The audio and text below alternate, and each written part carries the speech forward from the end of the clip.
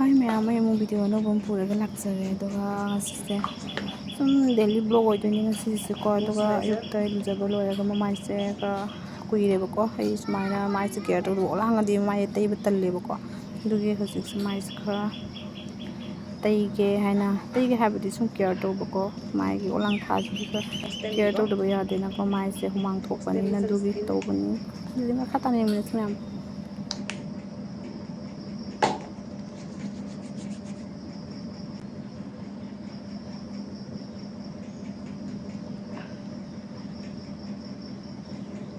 Tui matungda aloe vera gel se oina tawre ko to ai cream se use to deba yumda leradi ko daga aloe vera gel se engonda kana su kana yam mayama suma ai nungdang tumam dai da ma tumai sumaina ayukta loiraga ma tawreba ko do only 99 rupees tani do mai su ingin dang to baje ayuk si ju haidi ingeba ko haidi aloe vera gel si ingmani ko nge engonda di kana haidi mai si sum nalaliba ko kuire use to deba se phangdana ko do ai phangna lerapade amuk tawba hogale tani ma'am ngasi gi aidi jumda laibagi face care routine ko to ma'am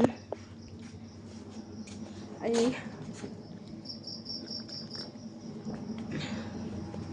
kaino tha idu kaino gi mahi ko chanan mahi ai morning ti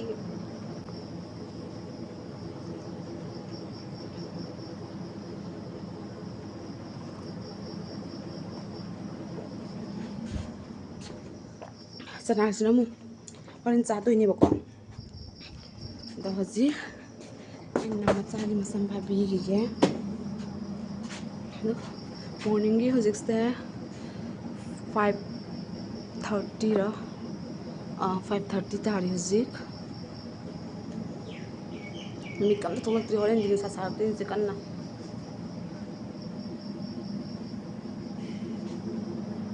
selai pai oi phatha ade se ko hodong gi keno nai sembi ne hodong no masa poi bako adugi ani sena se ani jena hodong gi keno semi dan thamni gi view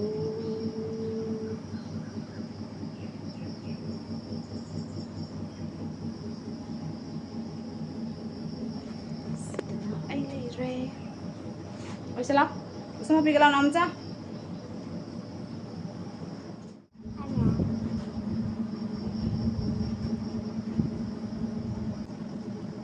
sekali lagi nanti tahu tak? Belang belang. Macam sang itu, sang ya? Belang. Belang Apa yang macam belang punya tadi? Parau. Nanti ke belang apa di sini? Asyik apa yang butuh apa ya? Tahu lu je? Mana English kena han parau ini apa itu kedua ya? Orang med tes ni. Tes itu butuh.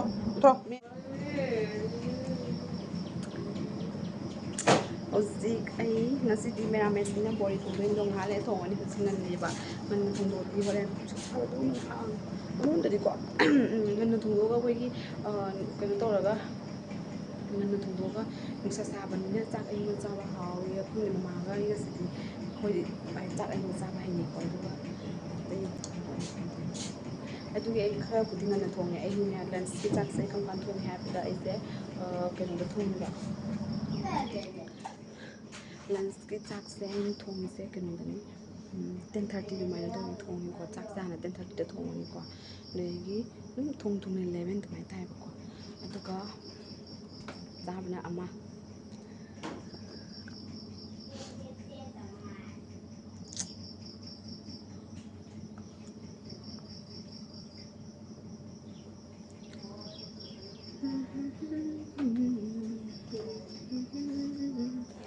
mayam se ai Theibong khok to ni ba ko se le ko jum da pan ba Theibong maru ni ko Theibong ju Theibong se ko ha o mani chau ko Theibong yam na ko se maru ni se maru ju kam hawi doka se laira ko gi Theibong maru se kangjalang na tawini ko fatta banate si kangjalang na tawini ꯑꯗꯨꯒ ꯑꯩꯁꯦ ꯈꯣꯛꯑꯅꯤ ꯉꯁꯤꯗꯤ ꯃꯌꯥꯝ ꯃꯤꯔꯥꯃꯤꯁꯅꯤꯀꯣ ꯕꯣꯔꯤ ꯑꯣꯏꯅ ꯊꯣꯡꯗꯔꯒꯦ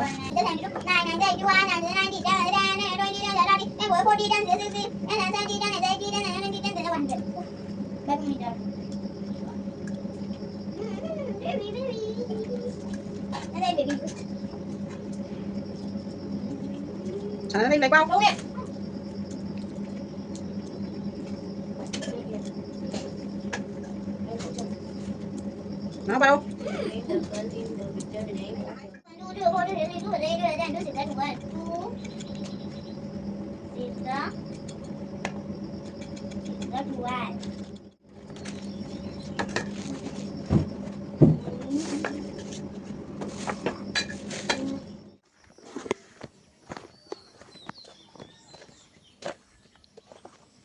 Tay nó yên nằm rồi. Khá làm hiểu. Kaya watabi mandore. Senberi pambidu. Sino dragon fruit pambidu.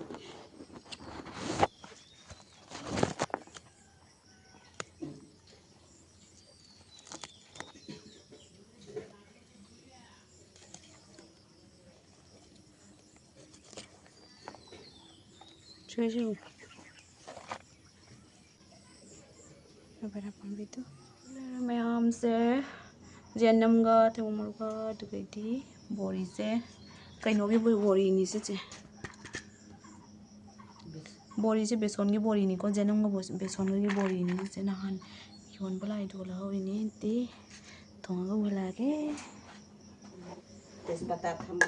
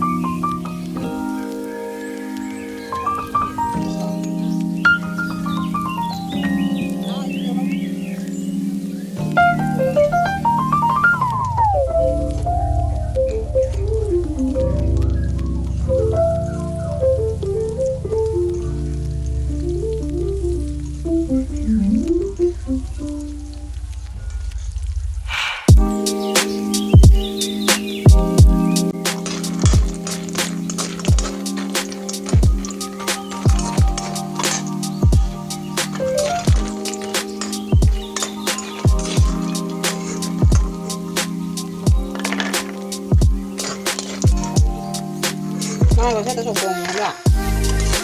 Tapi makan aku tunggu.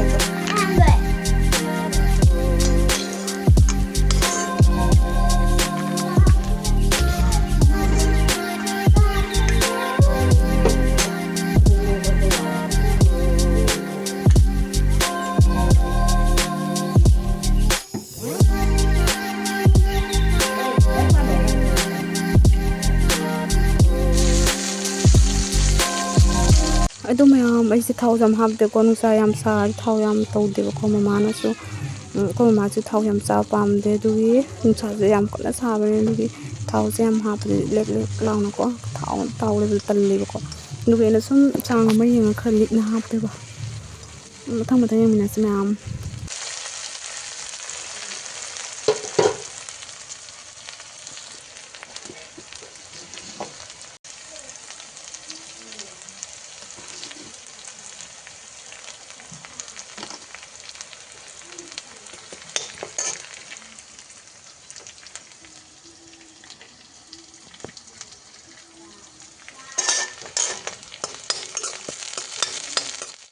mama ga tani na ina hinjang yam thong drabo ko do alu do ha ko do mama sa alu cha bas ka pangbande du thong mo je wan chum hapale dam ni minas ka ta na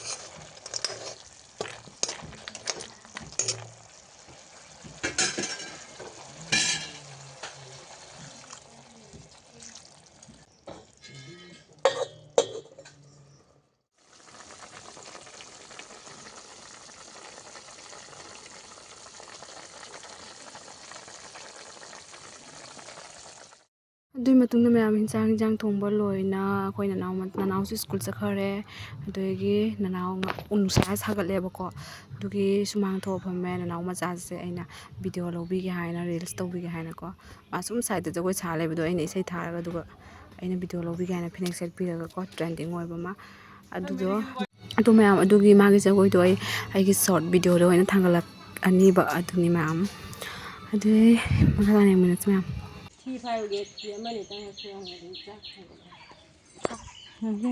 ꯁꯨꯛ ꯁꯥꯔꯦ ꯐꯅꯦꯛ ꯑꯃꯨꯛ ꯁꯦꯠꯆꯟꯕꯤꯗꯅ ꯃꯩ ꯀꯤꯝꯃꯒ ꯀꯝꯕꯣꯜ ꯑꯃ ꯑꯣꯏꯅꯤ ꯀꯣꯛꯀꯁꯦ ꯕꯤꯠ ꯂꯥꯎꯏ ꯑꯣꯏꯃꯥ ꯀꯣꯛꯁꯦ ꯑꯗꯨꯝ ꯈꯥꯡꯉꯝꯗꯅ ꯂꯨꯔꯤ ꯑꯗꯨꯝ ꯇꯨꯝꯕꯒ ꯌꯥꯗꯕꯤꯅꯦ ꯑꯩꯁꯦꯕꯣ ꯁꯤ ꯃꯄꯥꯛꯁꯦ ꯑꯩꯅ ꯍꯣꯠꯄꯗ ꯅꯥꯔꯤꯕ ꯈꯨꯠ ꯑꯅꯤ ꯊꯥꯡꯅ ꯍꯣꯠꯄꯅꯦ ꯀꯩꯒꯤꯅꯣ ꯀꯥꯡ ꯆꯤꯡ ꯆꯠꯇꯣꯏꯔꯅꯦ ꯀꯩꯅꯣ ꯇꯧꯕꯒ ꯆꯥꯔꯦ ꯑꯩꯈꯣꯏ ꯅꯥꯎ ꯃꯆꯥ ꯔꯤꯜꯁ ꯅꯝꯕꯒꯤ ꯔꯦꯗꯤ ꯂꯩꯔꯦ ꯔꯦꯗꯤꯔꯥ ꯍꯥꯏ ꯃꯌꯥꯝ ꯅꯪ ꯀꯩꯗꯧꯗꯣꯏꯅꯣ ꯍꯥꯏꯔꯛꯎꯅꯦ ꯑꯝꯇ ꯍꯥꯏꯈ꯭ꯔꯣ ꯃꯌꯥꯝ ꯐꯅꯦꯛꯀ ꯁꯦꯠꯇꯅ ꯇꯧꯔꯤꯁꯦ ꯌꯦꯡꯉꯨꯗ ꯗ꯭ꯔꯃꯥ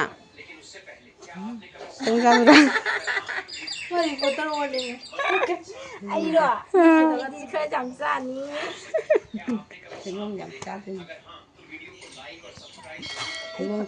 ꯑꯩ ꯄꯟꯗꯥꯅꯤ ꯄꯤꯛ ꯊꯟꯅ ꯆꯥꯔꯒ ꯂꯣꯏꯔꯦꯗꯅ ꯀꯩꯅꯣ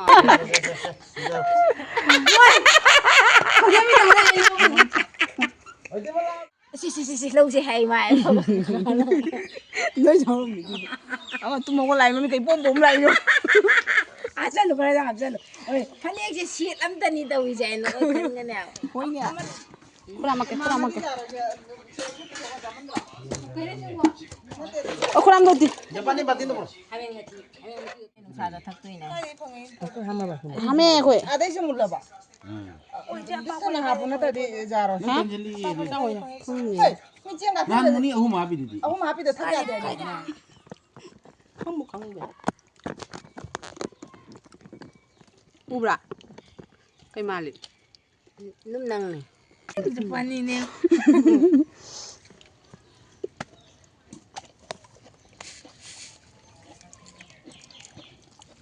ꯊꯨꯝꯗꯤ ꯊꯨꯝꯃꯤ ꯑꯩ ꯀꯨꯝꯁꯤ ꯊꯩꯕꯣꯡ ꯑꯃꯇ ꯆꯥꯖꯗ꯭ꯔꯤ ꯑꯩ ꯆꯥꯗꯦ ꯊꯩꯕꯣꯡꯁꯨ ꯇꯥ ꯍꯟꯅ ꯑꯗꯨꯝ ꯌꯦꯡꯉꯨꯗꯦ ꯉꯔꯥꯡꯗꯒꯤ ꯆꯥꯛꯀꯞꯄ ꯍꯧꯔꯦ ꯀꯔꯤꯝ ꯇꯧꯗꯦ ꯏꯕꯦꯝꯃ ꯆꯪꯉꯛꯏ ꯅꯝꯖ ꯍꯥꯎꯕ꯭ꯔꯥ ꯍꯥꯎꯕ꯭ꯔꯥ ꯅꯪ ꯍꯥꯎꯕ꯭ꯔꯥ ꯃꯉꯣꯟꯗ ꯇꯧꯕꯅꯤ ꯍꯥꯎꯕꯤ ꯃꯊꯣꯡ ꯆꯥꯕ ꯑꯝꯇ ꯇꯧ ꯃꯤꯉꯣꯟꯗ ꯂꯛꯅꯔꯤꯅꯤꯗꯣ ꯃꯔꯨꯁꯦ ꯌꯥꯝ ꯆꯥꯎ ꯑꯗꯣ ꯌꯦꯡꯉꯨ ꯀꯥꯔꯤꯕ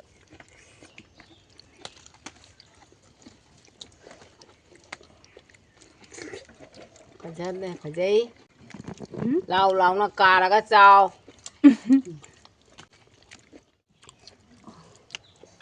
ꯀꯃꯥꯏꯅ ꯂꯧꯊꯣꯛꯇꯣꯏꯅꯣ ꯁꯤ ꯆꯒꯠ ꯆꯒꯠ ꯂꯥꯎꯏ ꯅꯔꯝ ꯆꯥꯗꯦ ꯌꯦꯡꯉꯨꯅꯨ ꯀꯩꯒꯤ ꯂꯧꯗꯣꯏꯅꯦ ꯌꯥꯗꯦ ꯂꯧꯗꯣꯏ ꯃꯥ ꯂꯧꯁꯦ ꯃꯆꯥ ꯄꯤꯔꯝꯃꯣ ꯑꯩ ꯃꯆꯥ ꯄꯤꯁꯤꯜꯂꯛꯑꯣ ꯀꯥꯀꯨꯔꯗꯣ ꯄꯤꯔꯝꯃꯣ ꯈꯛꯇꯪ ꯂꯧ ꯀꯀꯥꯒ ꯅꯨꯄꯥꯗꯒ ꯄꯨꯔꯛꯑ ꯊꯛꯏꯕ ꯁꯤ ꯄꯄꯥ ꯀꯥꯏꯗꯩ ꯏꯁꯤꯡ ꯑꯏꯪꯕꯅꯣ ꯑꯩꯁꯨ ꯈꯤꯇꯪ ꯊꯛꯀꯦꯅꯦ ꯆꯥꯎꯏꯅ ꯆꯥꯎꯀꯗꯨꯕꯤ ꯀꯔꯤ ꯃꯍꯥꯎ ꯍꯥꯎꯕ꯭ꯔꯥ ꯑꯣꯏ ꯅꯝꯕ ꯑꯃ ꯌꯥꯎꯏ ꯏꯕꯦꯝꯃ ꯁꯤꯗꯤ ꯃꯅꯝꯅ ꯂꯣꯏꯔꯦ ꯀꯃꯥꯏꯅ ꯇꯧꯗꯣꯏꯅꯣ ꯂꯦꯛꯁꯜꯂꯨ ꯊꯨꯝ ꯈꯔ ꯄꯨꯔꯛꯑꯣ ꯃꯅꯞ ꯇꯣꯠꯂꯦ ꯈꯨꯠꯁꯦ ꯊꯥꯎ ꯇꯩꯁꯟꯒꯦ ꯍꯣꯏ ꯁꯤꯗ ꯊꯥꯎ ꯂꯩ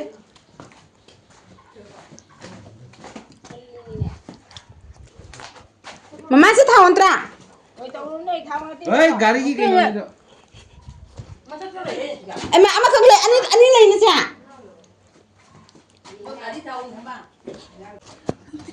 ꯈꯪꯍꯧꯕ꯭ꯔꯥ ꯑꯩꯗꯤ ꯑꯝꯇ ꯄꯥꯏꯅꯁꯤꯁꯦ ꯈꯨꯠꯁꯦ ꯑꯩ ꯐꯔꯦ ꯇꯜꯂꯦ ꯅꯪ ꯊꯥꯎ ꯇꯩꯔꯣꯏꯗ꯭ꯔꯣ ꯑꯩ ꯇꯩꯔꯣ ꯂꯥꯡꯒꯗꯤ ꯊꯥꯎ ꯄꯤꯌꯨꯀꯣ ꯈꯤꯇꯪ ꯅꯪ ꯉꯥꯅꯨ ꯀꯔꯤ ꯉꯪꯉꯤ ꯈꯪꯗꯦ ꯃꯅꯤ ꯉꯥꯡꯉꯤ ꯇꯥꯔꯣꯏꯕ ꯑꯩ ꯊꯨꯝ ꯄꯨꯔꯛꯀꯦ ꯊꯨꯝ ꯂꯧꯔꯨꯒꯦ ꯃꯌꯥꯝ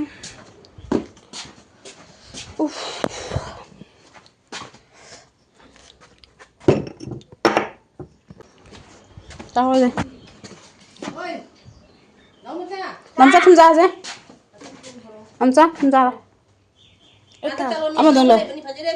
Kau cakap. Oi. Hah? Ana talon yang ngang paling bun. Talon yang ngang bun. Oi ai gale to. Kau bak tak pakai cak. Thok siang no. Thok. Ngang sang unai tawron. Ana talon yang ngang bale ni bro. Ah macam tu. Dua ke ising mana tu le.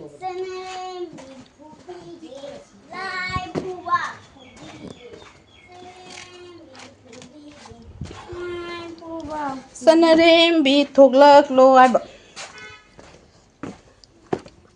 So.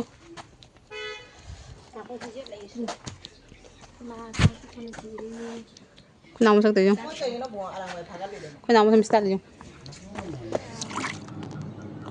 Ito mayam ay mo ito mayam nga sa Theibong Mahau Lore ka nga pathar re to lore ka lingi nga tumure tumura hogala ga tumma ha bes nga tang to ne ba ko pura hoi ke to tumma de haidi mit sing boy ko mana olang man ni lu jaru re mo san ba lore ga to ge ngasi sam sa tin olang do ka ren le be khra phari ni ko ka ren le to di ngasi se na ke 이신제 파트라디 타야 아이나 근데 거의 하이나 보니까 잠 현재는 올라가는 신ям 더워야 돼 신ям 타이바 올랑도 소이 타이 신ям 아이디 농당다가 아hin다가 호글라데 호랑나고 또 매암 하지 농당기 마이 따도이네버거 또 대천니바 매암도 아목 따토니 아목 엘브라 젤도 따때가 tum도이네바 하세 농티게기 루틴니바 마이기 हजिसे नुंदांगी पुंग 10:30 तारामे मंगोन से ममाना से लोनचली जे को हुई चंगा मंगोन दे ता हिक लेबो हुई दो को अदो मंगोन चंगा हुई हिक तो ताहौरे ममाना से खाजलिनी बा ग्रिल पांदी फावो को इस मै तारी नाउना वीडियो लबरे खोइन तुमदना जो ले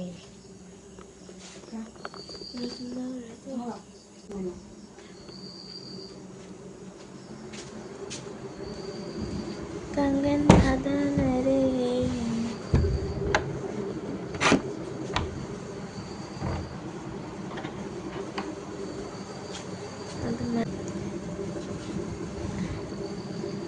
se tayrani aigi nungtangi routine niste lo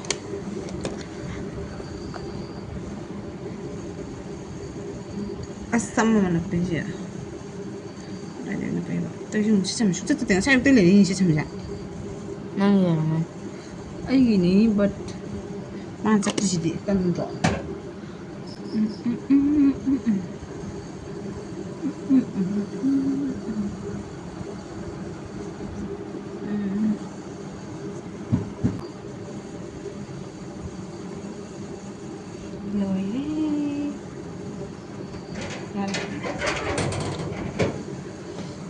Slow.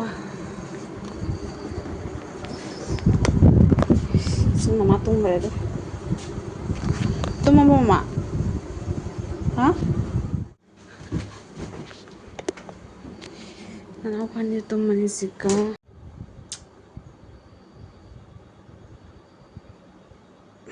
Santu.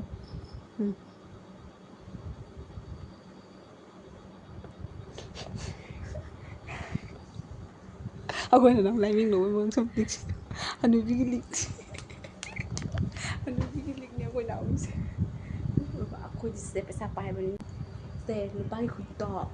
Nanti kali saya ini nggak sedih lah. Hah? Kali. Yang masih good night. Tunggu ya kau. Makan kan gitu lah. Oh, tuh. Pensinya makan tapi nama aku ni pensi buah.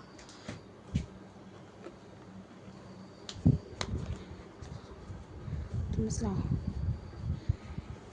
That's it. Ay, ising betul halang ke.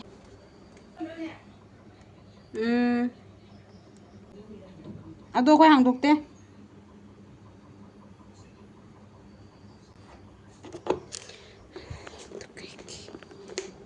Lagi.